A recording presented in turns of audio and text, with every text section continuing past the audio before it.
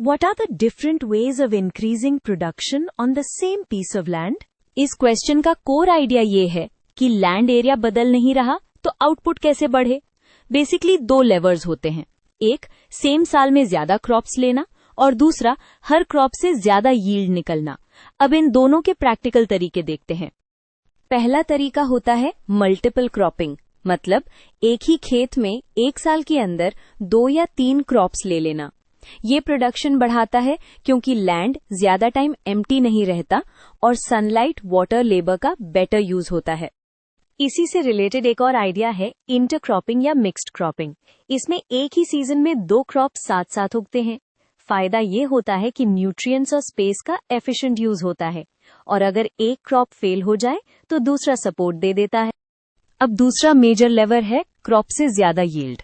इसके लिए सबसे कॉमन चीजें हैं बेटर सीड्स, जैसे हाई यील्डिंग वैरायटीज और सही क्रॉप मैनेजमेंट।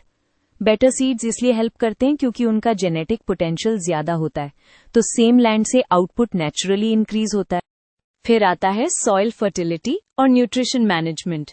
बैलेंस्ड मैन्योर और फर्टिलाइजर से प्लांट को रिक्वायर्ड न्यूट्रिएंट्स मिलते हैं और ग्रोथ बेटर होती है। यहाँ कॉमन मिस्टेक ये होती है कि सिर्फ एक फर्टिलाइजर पे डिपेंड करना। एक्चुअली बैलेंस और टाइमिंग इंपॉर्टेंट होती है। वाटर और प्रोटेक्शन भी प्रोडक्शन को डायरेक्टली अफेक्ट करते हैं। प्रॉपर इरिगेशन से क्रॉप स्ट्रेस कम होता है और पेस्ट वीड कंट्रोल से जो लॉसेस होते हैं वो बच जाते हैं।